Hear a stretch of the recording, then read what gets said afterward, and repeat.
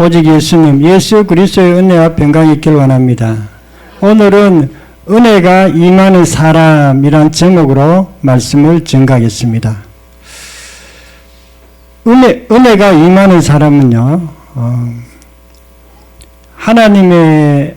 하나님께서 이렇게 인생을 이렇게 잘 돌봐주시는 사람을 말합니다.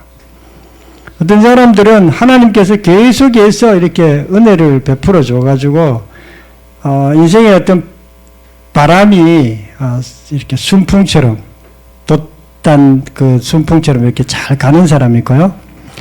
또 어떤 사람들은 아무리 해도 이상하게 그게, 바람이 반대로 부는, 나는 앞으로 나가려고 하는데 앞으로 나가지는 못하고, 그런 삶을 살아가는 사람이 있습니다.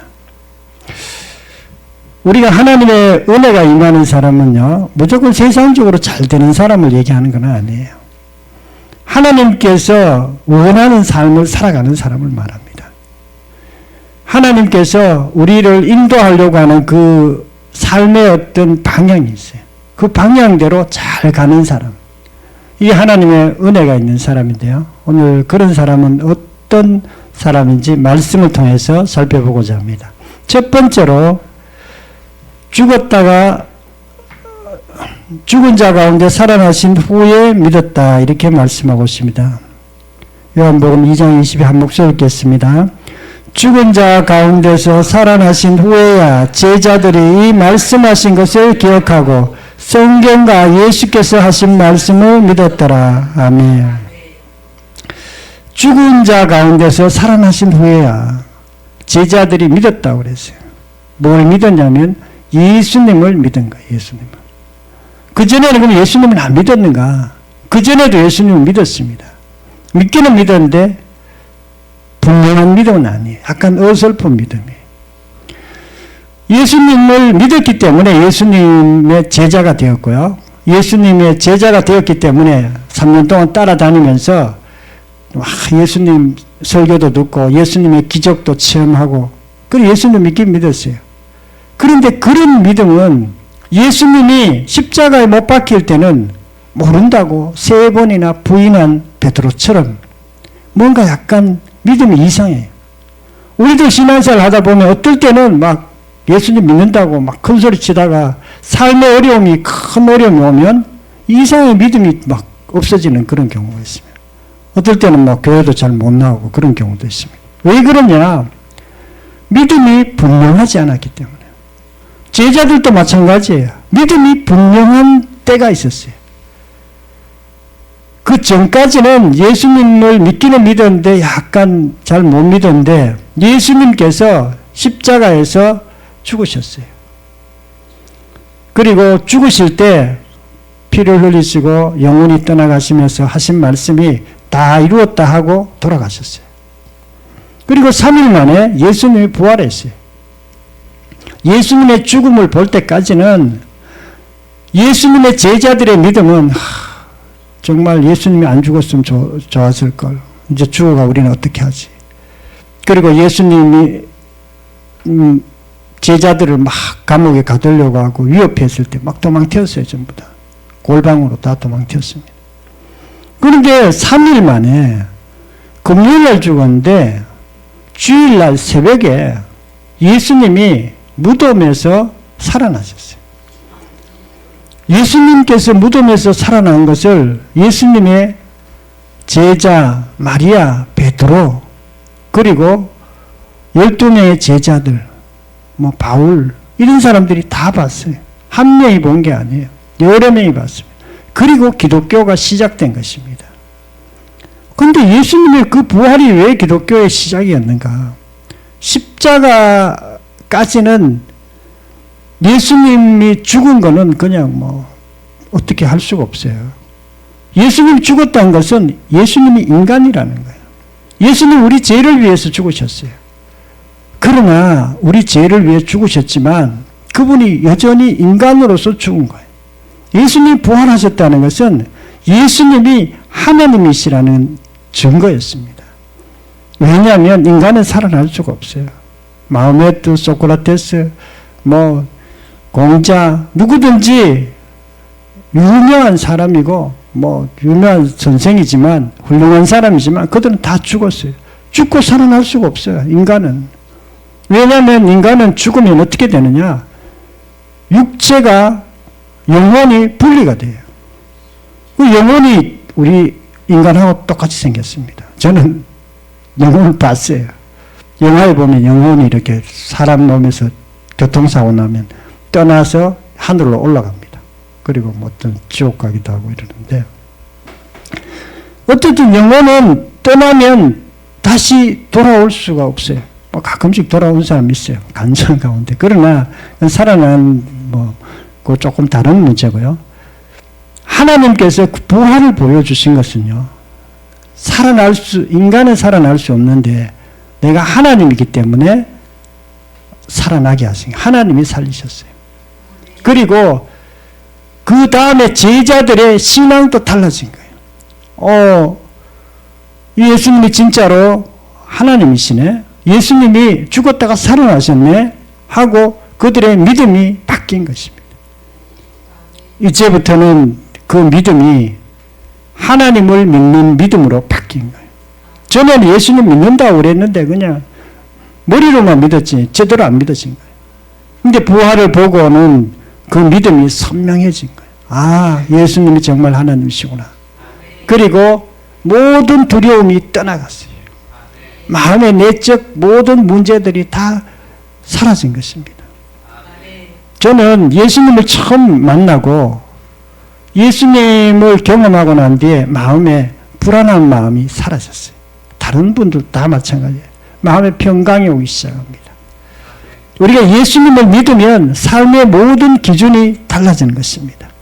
은혜가 임하는 사람은요, 예수님의 부활을 보고 예수님을 하나님으로 믿는 사람입니다. 이게 정확하게 예수 믿는 거예요. 예수님은 하나님으로 안 믿고 그냥 교회만 다닐 수도 있어요. 그냥 예수님 뭐 좋으니까 나 천국 간다니까 교회만 이렇게 다니는 거예요. 그러면 이게 신앙생활이 이렇게 선명하지를 못해. 믿음이 이렇게 뚜렷하지를 못해. 선명하지를 못해. 그래서 모든 삶이 다 흔들립니다. 삶에 자기 마음에 믿는 것이 분명하지 않기 때문에 삶도 다 흔들리는 거예요. 어려운 문제가 있으면 믿음을 또 버리기도 하고 뭐 그렇게 합니다. 그런데 예수님의 부활을 통해서 믿는 믿음은 제자들은 죽음을 두려워하지 않는 그런 믿음의 삶으로 변했습니다. 그들은 감옥에 가도 두려워하지 않았어요. 순교를 할지언정 그냥 전도를 계속했어요. 왜냐하면 믿음이 뚜렷했기 때문에 그렇습니다. 하나님 우리 보고 뭐 순교하라고 뭐 그럴까봐 걱정 안 했답니다. 저도 약간 겁먹었어. 예수님 혹시 내보고 순교하라 그러면 어떻게 하지? 선교사 가라 그러면 어떻게 하지? 약간 겁나더라고요. 그런데 하나님은 그렇게 얘기 잘 안 합니다. 또 그렇게 자기 소원하는 마음이 있으면 또 이렇게 보내주기는 하지만 우리가 아무나 보고 막 가락하고 그렇게 하지 않으니까 걱정하시지도 않아도 됩니다. 어쨌든 하나님께서 부활을 통한 믿음은요, 우리의 삶의 어떤 기준을 세워줘요. 그리고 우리의 삶을 완전히 바꾸어줍니다. 은혜가 임하는 사람은요, 예수님의 부활을 보고 예수님을 하나님으로 주인으로 믿는 사람입니다. 대부분의 사람들은 예수 믿지 않는 사람들요, 최고의 인생의 존재가 누군지를 잘 몰라요. 내 인생의 최고로 중요한 존재가 뭔가?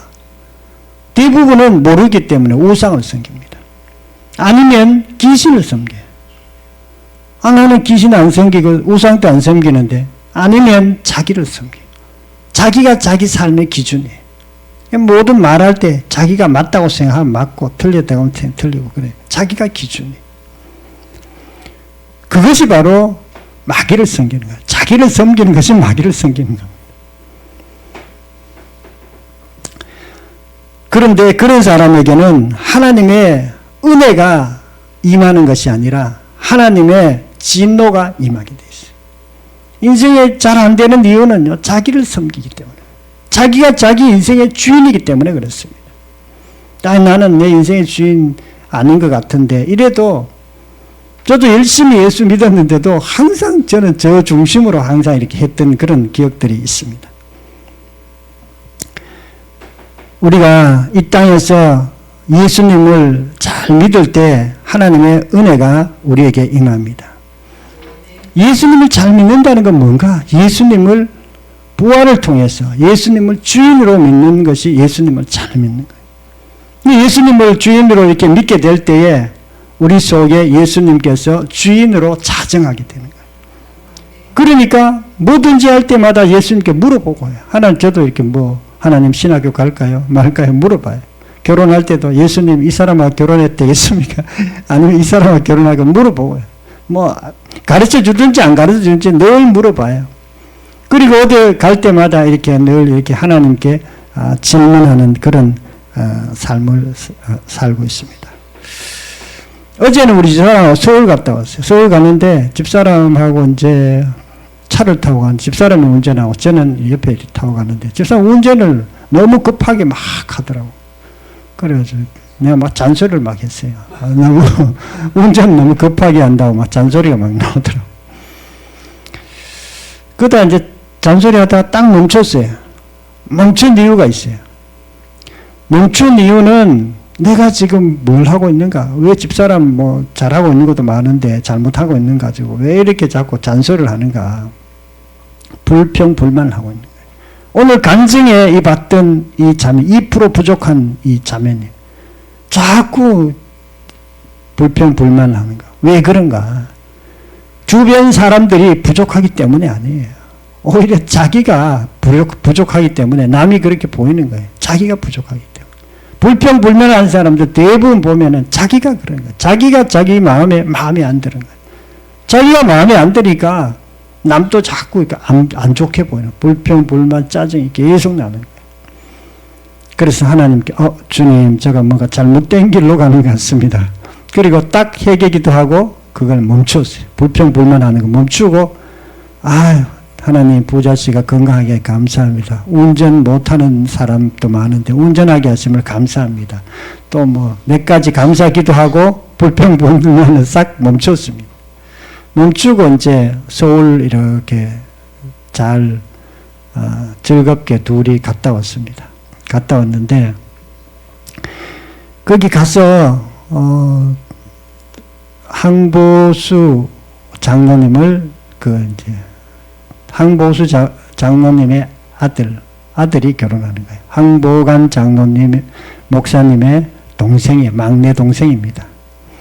막내 동생인데 그분은 우리 용산교회 있을 때도 이렇게 청년회 같이 활동을 했고 또 부인은 권사님인데 그분은 이제 우리 청년회 부회장 또 저는 청년회 회장 우리는 또 이렇게 청년회 때부터 잘 이렇게 생활했기 때문에 갔다 왔는데요. 보니까 한 30년 전에 청년회 이제는 60 전부 다 넘었으니까 30년 지났습니다. 그런데 이렇게 보니까 굉장히 잘하는 것도 좀 있고 못하는 것도 있고 그분도 그렇고 나도 그렇고 이렇게 그런 게 있었어요. 그래도 정말 건강한 가정을 잘 이렇게 이루면서 이렇게 자녀들도 잘 키우고 이렇게 하셨더라고요. 그것을 이렇게 보면서 뭐 때문에 그 가정이 그래도 이렇게 건강한 가정이 잘 됐나 이렇게 보니까 그분들의 가정이 잘 된 거는 큰 지위가 높아서 아니면은 돈을 많이 벌어서 그런 게 아니었어요. 제가 봤을 때는 그분들 둘 다 사실 약간 부족한 부분이 있지만 그런 거 가지고 서로 원망 불평 안 하고 그냥 서로 감사하면서 서로 살았기 때문에 아마 그래도 30년 동안 잘 살지 않았나 그런 생각이 들었어요. 우리 삶에 있어서도 마찬가지예요. 우리 삶에 있어서도 내 자신에 대해서 여러분 함부로 불평하면 안 돼요. 자기 자신에 대해서. 왜 안 되느냐 하면요. 자기 자신이 부족한 부분들이 있습니다. 누구든지. 그러나 자기 자신에 대해서 불평하기 시작하면 주변 것이 다 불평스럽게 느껴지기 때문에 하나님께서 우리에게 너는 내 아들이야. 너는 내 자녀야. 너는 왕같은 제사장이야. 너는 하나님의 백성이야. 너는 내 아들을 주고 핏값으로 산 존재야. 너는 굉장히 귀한 존재야. 너는 의로운 자야. 그렇게 말씀하세요. 하나님이 우리 보고. 예수님을 그냥 믿기만 했는데. 하나님께서 우리 보고 그렇게 얘기하는데 우리가 자꾸 자기 자신의 티끌만한 잘못한 것, 못한 것, 그걸 가지고 나는 왜 이것밖에 안 되지? 나는 왜 이렇게 2% 부족하지? 나는 왜 이렇게 잘 못하지? 그렇게 얘기하기 시작하면 본인도 안 좋지만 하나님 보기에도 굉장히 안 좋아합니다. 나는 새로운 피조물이기 때문에 항상 기뻐하는 존재야. 하나님의 자녀이기 때문에 나는 사랑하는 존재야. 나는 좀 부족한 것 같아도 항상 기뻐하고 쉬지 말고 기도하고 범사에 감사하는 그런 존재야. 이렇게 생각하고 살아갈 때에 하나님께서 굉장히 좋아하십니다. 그리고 다른 사람들도 좀 부족한 것 가지고 함부로 얘기하지 않습니다. 하나님의 은혜가 있는 사람은요, 정말 예수 그리스도 안에서 예수님 부활을 통해서 예수님을 분명하게 믿는 그런 사람인 줄 믿으시기를 축원합니다. 두 번째로는요, 살아난 후에 성경을 믿었다고 이렇게 말씀하고 있습니다. 요한복음 2장 22절 한 목소리로 다시 읽겠습니다. 죽은 자 가운데서 살아나신 후에야 제자들이 말씀하신 것을 기억하고 성경과 예수께서 하신 말씀을 믿었더라. 제자들이 예수님 부활 이후에 성경을 믿은 거예요. 성경을. 여기서 말하는 성경은 어떤 성경이냐? 구약 성경을 말합니다. 구약 성경을 믿었다는 거예요. 하나님의 말씀으로 믿었다는 뜻이에요. 그리고 예수님의 하신 말씀을 믿었다 그랬어요. 예수님의 하신 말씀은 신약 성경 전체는 아니에요. 신약 성경의 핵심적인 부분이 예수님의 하신 말씀이에요. 그리고 그 제자들의 그 편지들 이런 것을 통해서 신약 성경이 이렇게 정해졌어요. 그리고 성경 전체가 우리가 하나님 말씀으로 믿어져야 이게 믿음이 제대로 세워지는 거예요. 믿는다는 거, 예수 믿는다는 게 뭘 믿는다는 거예요? 성경을 믿는다는 뜻이에요. 성경. 성경은 예수님에 대한 얘기입니다. 어떤 분들은 그 하나님에 대한 얘기 아닌가? 성령님에 대한 얘기 아닌가? 사랑에 대한 얘기 아닌가? 이렇게 생각합니다. 성경 전체는 예수 그리스도에 대한 거예요. 구약 성경은 오실 메시아에 대해서 나왔고요. 신약 성경은 오신 메시아에 대해서 나왔어요. 그리고 요한계시록은 다시 오실 예수 그리스도에 대해서 기록해 놓은 것입니다. 우리가 예수님을 믿는다는 것은요, 성경을 믿는 것을 얘기해요. 성경을 우리가 믿어야 믿음이 똑바라져요. 이 성경이 안 믿어지면 이게 굉장히 문제입니다. 저는 성경을 믿기는 믿었는데 이상하게 믿었어요. 왜 그러냐면 성경보다 세상 책을 더 많이 읽었어요. 성경도 열심히 읽었습니다. 그런데 우리 목사님이 다른 책도 열심히 읽으라는 거예요. 그래가지고 문학, 철학, 이런 에세이 이런 책을 이렇게 심리학 이런 책을 쭉 봤어요. 역사 이렇게 보면서 근데 제일 잘 들어오는 게 철학책이에요. 철학책. 문학은 잘 안 들어오더라고. 문학에 이렇게 이상한 말 써놨는 것들은 그냥 소설 같고 그냥 저런 거는 좀 읽기가 이렇게 편하지 않았어요. 근데 철학은 명확하게 우리가 탁탁탁 써놨기 때문에 저희한테 좀 잘 맞았어요. 그래 철학책을 쭉 읽었어요. 나중에는 철학책을 더 많이 읽었어요. 더 많이 읽었는데 무슨 문제만 있으면 제가 이렇게 철학책을 쭉 봤어요. 아니면 과학책이라든지 심리학책들을 보기도 하고. 근데 이제 나중에 이렇게 알고 보니까 내가 지금 성경을 믿고 있지 않고 있구나 하는 걸 알았어요. 믿기는 믿었는데 약간 하나님 말씀으로 가장 좋은 그 하나님의 어떤 바이블로 믿고 있지는 않았어요. 성경은 어떤 책이냐? 우리 구원에 대한 것을 기록해놨다. 구원이라는 천국 가는 구원을 얘기합니다. 그것을 기록해놨고 또 삶의 구원에 대해서 기록해놨어요. 삶의. 우리가 삶이 어떻게 우리 구원받을 것인가. 삶이라는 것은요. 죄와 연결되어 있습니다. 우리는 죄에 빠져가지고 여러 가지 고난 가운데 있습니다. 모든 인류가. 예수 믿어도 마찬가지입니다. 예수 믿으면 조금 다르죠. 근원적인 죄가 아니라 우리가 사소한 죄들을 이렇게 계속 조금씩 짓잖아요. 그런 죄로부터 우리가 구원받고 어떻게 구원받아서 우리 삶이 이렇게 생명의 삶으로 나가게 하는가 이런 것에 대해서 기록되어 놨고요. 그리고 성경은 우리 인격을 바르게 합니다. 인격을 바르게. 그리고 성경은 영적 전쟁을 이기게 합니다. 다른 책들은 영적 전쟁에 대해서 기록해 놓은 게 거의 없습니다.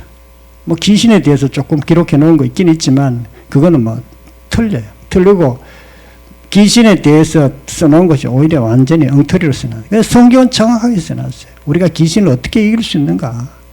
우리가 귀신을 이겨야 됩니다. 죄를 이겨야 되기도 하고 귀신을 이겨야 돼요. 귀신에 대해서 못 이기면 어떻게 되는가? 귀신이 계속 보이지 않게 우리를 유혹하고요. 우리에게 공격하고요. 우리를 계속 삶을 무너뜨립니다. 뭘 통해서? 생각을 통해서. 마음을 통해서. 우리의 생각을 이상하게 해서 우리를 계속 무너뜨립니다. 그런데 성경은 그것을 이길 수 있도록 구체적으로 기록되어 있습니다. 또 성경은요. 하나님의 영적 양식이에요. 우리는 육체만 있는 게 아니에요. 영도 있고 육체도 있습니다. 영체라 그럽니다. 영체가 있습니다. 영체는 영적 양식을 먹어야 자라나고 건강해집니다. 우리 육체는 밥 먹으면 그냥 건강해져요. 그러나 우리는 육체만 있는 게 영이 있어요. 영이 죽으면 빠져나간다 그랬죠. 빠져나가는 그 영은 우리의 육체보다도 어떤 면에서 더 중요할 수도 있어요. 그럴 때 이 영이 건강하려면 반드시 성경을 읽어야 돼요. 성경을 읽고 성경을 묵상하고 어떤 분은 성경을 기록해요. 우리 정준호 형제님 기록하는 것도 좋습니다. 그러면 영적 양식을 먹고 우리가 건강해지는 거예요. 그런 성경을 우리가 왜 그렇게 하냐면 성경은 하나님의 말씀이기 때문에. 근데 그것이 어떻게 믿었는가 제자들은 예수님의 부활 이후에 성경을 믿었다 그랬어요. 예수님께서 부활하신 다음에 예수님이 하나님이시네. 하나님이 진짜 예수님이 우주를 주관하시는 그분이 예수님이시네 라는 것을 알고 그리고 예수님이 하신 말씀들을 설교들을 자세히 들어봤습니다. 들어보니까 구약 성경을 계속 인용했어요. 설교할 때마다 예수님이. 구약 성경 이거는 나에 대해서 기록해놨다. 뭐 하여튼 넌 떡으로만 살 것이 아니라 하나님 말씀으로 살 것이다. 뭐 이런 말씀들 다 구약에 기록된 것입니다. 예수님이 하나님이시기 때문에 구약을 인용한다는 말은 구약 성경은 하나님 말씀이구나. 예수님이 하신 말씀도 하나님 말씀이구나. 그리고 신약의 제자들이 또 하나님의 영감으로 쓰여진 이 성경 말씀이 하나님 말씀이구나 하는 것을 믿게 된 것입니다. 우리도 성경을 믿어야 우리의 믿음이 구체적이고 정확하게 잘 믿을 수 있습니다. 고린도후서 1장 20절에 하나님의 약속은 얼마든지 그리스도 안에서 예가 되니 그런즉 그로 말미암아 우리가 아멘하여 하나님께 영광을 돌리게 되느니라. 우리가 하나님 말씀을 아멘할 때에 하나님께서 영광을 받는다는 거예요. 하나님이 기뻐하신다는 거예요. 하나님께서 은혜를 베풀어 주신다는 거예요. 우리가 하나님 말씀을 아멘해야 됩니다. 마음으로 아멘하고 그리고 그 말씀을 우리가 늘 묵상하고 읽고 그것을 하나님 말씀으로 우리가 받아들일 때에 하나님께서 우리를 도와주십니다. 은혜가 임하는 사람은요, 성경을 하나님 말씀으로 믿는 사람입니다. 저는 수많은 책을 읽으면서 항상 혼돈이 있었어요. 어떻게 해야 되지? 이건 어떻게 해야 되지? 계속 혼돈이 있어요. 그 혼돈의 그 중심에는 내 마음속의 중심에 성경이 내 삶의 기준이 아니었어요. 성경이 내 삶의 기준이 아니었어요. 늘 다른 책들 이런 것 성경보다 또 막 똑똑한 사람들이 썼는 그런 책들이 막 귀에 이렇게 들어오더라고요. 그래서 처음에는 지금은 이제 성경 말씀을 내 마음에 하나님 말씀으로 받자 그 이렇게 혼돈된 마음이 사라졌어요. 이제 정리가 딱 된 거예요. 성경은 하나님 말씀이구나. 그리고 내 삶이 정리되자 모든 무거운 것들이 사라져요. 우리가 삶이 힘드는 이유는요, 일이 많아서 그런 게 아니에요. 어떤 분들은 너무 힘들다 그래. 직장 다니는 것도 힘들고 뭐 이것도 힘들고 뭐 힘들고. 저는 이제 최근에 힘드는 것이 굉장히 줄었어요. 힘드는 게 별로 없더라고요. 뭘 해도 힘들지 않아요. 왜 그러냐면 그 책상을 정리해요. 책상. 저는 아침에 일어나면 책상 정리. 저는 책상을 막 이것도 놔두고 저것도 놔두고 막 어지러워. 이렇게 놔두고 그냥. 근데 책상 정리를 한 거야. 책상 정리를. 책 놓고 볼펜 놓고 옆에 뭐 마우스 놓고 딱 정리해놔요. 그리고 하루를 시작합니다. 그런데 어느 날 이게 책상 정리를 말끔히 하니까 마음이 너무 가벼운 거예요. 야, 전에는 늘 막 마음이 답답했는데 마음이 가벼워요. 이거 정리가 좋네. 그래. 그 다음에 서랍 정리했습니다. 서랍에 쓸데없는 거 다 버렸습니다. 꼭 필요한 것만 딱딱딱딱 정리해가 딱 놔뒀습니다. 이거 서랍 정리하니까 마음이 더 가벼워졌어요. 그리고 내 그 목양실을 다 정리했습니다. 교회 다 정리했습니다. 교회 거 막 버릴 거 다 버렸습니다. 안 버린 거 딱 하나밖에 없어요. 우리 난로 버리려고 하다가 못 버렸어요. 나머지는 다 버리고 꼭 필요한 것만 교회에 다 놔뒀습니다. 다 정리했어요. 그러다 보니까 보이지 않게 계속 뭔가 이렇게 필요 없는 것들은 다 버리고 필요한 것들은 이렇게 갖다 놓고 이렇게 하면서 마음이 가벼워지더라고요. 우리가 정리를 잘해야 돼요. 정리 잘하는 첫 번째가 내 마음에 주인이 누군지, 내 마음에 하나님이 누군지가 정확하게 결정이 되어야 되는 거예요. 그리고 성경이 내 마음에 딱 믿어져야 되는 거예요. 그럴 때 이게 뭐 성경이 믿어지면 이게 마음이 이렇게 가뿐해집니다. 믿음이 딱 생겨요. 큰 무거운 짐을 지고 갔던 삶의 어떤 무게들이 다 사라집니다. 왜냐하면 내 마음이 정리되었기 때문에 그렇습니다. 하나님 말씀으로 정리되었기 때문에 그렇습니다. 마귀는 그 반대예요. 마귀는 혼돈이에요. 혼돈. 항상 지저분하게 해요. 뭐 여기 이것저것 뭐 내가 지금 뭘 하는지도 몰라. 아침에 뭘 하는지도 몰라. 혼돈이에요. 저는 아침에 이렇게 딱 써요. 기도, 성경 공부, 예배, 일하기, 뭐하기 딱딱딱딱 한 5, 6가지, 10가지 딱 기록해놨어요. 거기서 앞에도 딱 붙여놨어요. 매일 내가 오늘 뭐 해야 될지 다 합니다. 왜냐하면 다 기록해놨기 때문에. 그리고 그것만 하면 끝나요. 정리가 되었기 때문에 일이 많기 때문에 힘드는 것이 아니라 자기 삶의 질서가 안 잡혔기 때문에 힘드는 거예요. 예수님을 중심으로, 성경을 중심으로. 정리가 안 됐기 때문에 살아도 계속 힘드는 거예요. 성경 말씀을 하나님 말씀으로 받아들이고 은혜가 넘치기를 축원합니다. 세 번째는 모든 생각을 그리스도에게 복종케 한다 이렇게 말씀하고 있습니다. 고린도후서 10장 4절 5절 한 목소리로 읽겠습니다. 시작. 우리의 싸우는 무기는 육신에 속한 것이 아니요 오직 어떤 진도 무너뜨리는 하나님의 능력이라. 모든 미련을 무너뜨리며 하나님을 아는 것에 대적하여 높아진 것을 다 무너뜨리고 모든 생각을 사로잡아 그리스도에게 복종하게 하니. 아멘.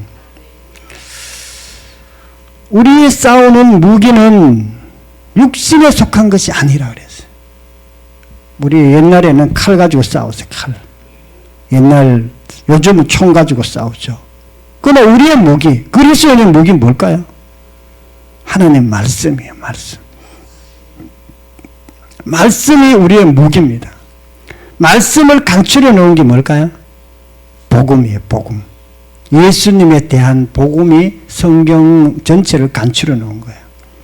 복음이라는 것은 예수 그리스도에 대한 것입니다. 복음은 십자가와 부활에 대한 거예요. 복음은 예수님의 탄생에 대한 거예요. 복음은 예수님이 다시 오실 예수님에 대한 게 복음입니다.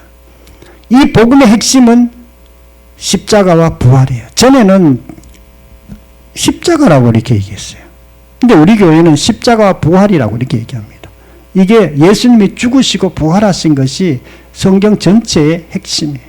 예수님이 부활한 이후에 기독교가 생겼어요. 그 전에 십자가, 어떤 분은 자꾸 십자가가 정말 중요합니다. 근데 부활이 빠진 십자가는요, 힘이 없어요. 예수님의 그 피가 우리 죄를 사하시고 그렇게 할 수 있는 이유는요, 예수님의 피가 하나님의 피이기 때문에 그렇습니다. 예수님의 부활을 통해서 하나님의 피라는 것이 확증되었기 때문에 그걸 보혈이라고 이렇게 얘기해요. 그 보혈이 우리의 죄를 사하고 우리의 모든 고통을 사할 수 있는 능력이 그 보혈 속에 있는 것입니다. 성경 말씀이 그래서 너무 이렇게 우리의 무기인데요. 우리가 무기가 있어야 우리의 마음의 문제를 해결할 수 있어요. 우리 마음에는 문제가 있습니다. 어떤 문제가 있을까요? 견고한 진이라는 문제가 있습니다. 마음속에 성이 있어요. 성. 모든 사람들 속에 있습니다. 어떤 성이냐? 그 성은요, 자기의 생각으로 만지어진 성이에요. 어렸을 때부터 여러분들이 많은 생각을 했잖아요. 학교 가서 배우고, 엄마인데도 배우고, 아빠인데도 배우고, 친구인데도 배우고, 인터넷을 통해서 배우고, 그리고 자기에게 견고하게 남아있는 고집들이 있습니다. 고집. 자기의 생각, 자기의 고집. 이것이 여러분의 견고한 진이에요. 근데 이게 우리 인생을 망가뜨립니다. 어렸을 때부터 배웠는데 그 왜 인생을 망가뜨리는가? 성경적이지 않기 때문에. 하나님 말씀하고 다르기 때문에 그렇습니다. 여러분 생각이 하나님 말씀과 일치합니까? 어렸을 때 배웠던 그 고집이 하나님 말씀과 일치합니까? 그럼 괜찮지만 일치하지 않는 게 너무 많아요. 그런데 견고한 진으로 남아있어요. 성경이 들어와도 성경이 들어올 수가 없어요. 그래서 성경이 아닌 그 견고한 진이 우리 인생을 힘들게 해요. 아까 우리 강증에도 이 자매님이 2% 부족하다 그러죠. 자기가 자꾸 뭐가 이렇게 마음에 안 들어가 짜증내고 이렇게 했다고 그랬어요. 사실은 그 사람의 견고한 진 때문에 자기 시각 때문에 그런 거예요. 자기가 볼 때 그런 거예요. 마음에 안 드는 거예요. 왜냐하면 자기 눈 자체가 잘못되었기 때문에. 자기 눈이 잘못되었기 때문에. 자기의 관점이 잘못되었기 때문에 그렇습니다. 이게 깨뜨려지지 않으면, 잘못된 관점이 깨뜨려지지 않으면 우리 인생이 계속 힘드는 거예요. 어떻게 깨뜨리는가? 말씀의 칼로 깨뜨리는 거예요. 말씀의 칼로. 저는 어렸을 때 우리 아버님이 늘 가르쳐주는, 너희들 이거 잘해라. 밥 먹을 때는 어른 먼저 먹어라. 또 하여튼 많이 가르쳐줬어요. 근데 우리 아버지 말이 난 다 맞는 줄 알았어요. 근데 어느 날 성경을 읽기 시작했어요. 제가 매일 성경을. 신약 성경. 고등학교 1학년 때인데요. 성경을 읽어보니까 아버지 말씀하고 다른 게 너무 많은 거예요. 그때부터 이 아버지 말씀이 틀린 게 너무 많네. 옳은 것도 있지만 틀린 게 너무 많은 거예요. 그리고 내가 생각을 다시 바꾸기 시작했습니다. 우리가 생각을 바꿔야 됩니다. 어떻게 바꿔야 되는가? 하나님 말씀으로 우리가 생각을 바꿔야 돼요. 말씀으로 우리의 생각을 바꾸게 되면 하나님께서 우리의 삶도 회복시켜 주는 거예요. 하나님의 은혜가 임하는 사람은요, 그리스도에게 복종된 가치관을 가집니다. 하나님께서 그리스도를 우리가 믿게 하고 정말 그리스도에게 복종된 사람들은요, 하나님께서 은혜를 베풀어 주세요. 은혜를 베풀어. 왜냐하면 하나님 말씀하고 너무 비슷하기 때문에 은혜를 베풀어 주시는 거예요. 은혜가 임하는 사람들은요, 정말 자기의 생각을 내려놓을 수 있습니다. 교회에서 자기 가치관이 뚜렷한 사람이 있다면, 자기 고집이 뚜렷한 사람이 있어요. 그건 서울대 나왔어요. 이런 사람 2명만 있으면 그 교회는 날마다 싸웁니다. 왜냐하면 서울대 나왔지, 똑똑하지. 그런데 자기 가치관은 뚜렷합니다. 자기 고집은 뚜렷합니다. 2사람, 만약 그런 사람 2명만 있으면 계속 싸울 수밖에 없어요. 그런데 서울대 나오고 똑똑한 사람이 혹시라도 예수 그리스도께 굴복된 사람이라면, 예수 그리스도께 굴복된 가치관을 가진 사람이라면 그 반대예요. 아무리 똑똑해도 예수 그리스도 안에서 서로 이야기가 되고 서로 말이 되고 절대 싸우지 않습니다. 예수 그리스도의 복종된 가치관을 가지게 되므로 하나님의 은혜가 넘치기를 축원합니다. 사랑하는 성도 여러분, 오늘은 하나님의 은혜가 임하는 사람이라는 제목으로 말씀드리겠습니다. 하나님의 은혜가 임하는 사람은요, 어떤 사람입니까? 첫 번째로 부활하신 예수님을 만나고 그리고 예수님을 하나님 주인이라고 정확하게 고백하는 사람이에요. 예수님은 나의 하나님이십니다. 나의 주인이십니다. 라고 이렇게 고백하고 믿는 사람이에요. 두 번째로는요, 성경을 하나님 말씀으로 믿는 사람이에요. 우리가 성경은 하나님 말씀이에요. 예수님도 성경을 늘 인용하셨어요. 우리도 성경을 늘 귀하게 생각하고 성경을 늘 읽고 묵상하는 저와 여러분이 되기를 원합니다. 세 번째는요, 그리스도에게 복종된 가치관을 가진 사람이에요. 그리스도에게 복종된 가치관. 예수님과 똑같은 생각을 가진 사람. 예수님의 관점으로 세상을 보는 사람. 이런 사람이 하나님의 은혜가 넘칩니다. 그런 사람은 하나님 늘 도와주세요. 기도하면 기도도 응답도 잘 돼요. 하나님께 그런 사람에게 은혜를 베풀어요. 저와 여러분들도 정말 예수님을 주인으로 믿고 성경을 하나님 말씀으로 믿고 그리고 그리스도에게 복종된 가치관을 가짐으로 우리가 우리의 삶 가운데 하나님이 늘 은혜 베푸는 저와 여러분 되기를 축원합니다. 통성으로 기도드리겠습니다. 말씀을 생각하면서 통성으로 기도드리겠습니다. 하나님 아버지 감사와 찬양을 드립니다. 우리 삶 가운데 정말 하나님의 은혜가 있는 사람이 되게 하옵소서. 때로는 하나님의 진노가 임해 있는 사람이 있습니다. 하나님 아버지, 하나님의 은혜가 우리의 삶 속에 있을 수 있도록 늘 예수님을 하나님으로 믿고 성경 말씀을 잘 믿고 또 그리스도에게 복종된 그런 가치관을 가질 수 있도록 도와주시옵소서. 아픈 분들 위해서 기도합니다. 그가 채찍에 맞음으로 우리가 나음을 입었다고 했습니다. 하나님 아버지, 우리 박 집사님, 장 집사님, 나 집사님 건강케 하소서. 온몸이 건강케 하시옵시고 다리가 튼튼하게 하시고 심장과 폐가 건강케 하여 주시옵소서. 영육간을 건강케 하시고 또 우리 설린교회 모든 성도님들 주님께서 축복하여 주시옵소서. 건강을 주시옵소서.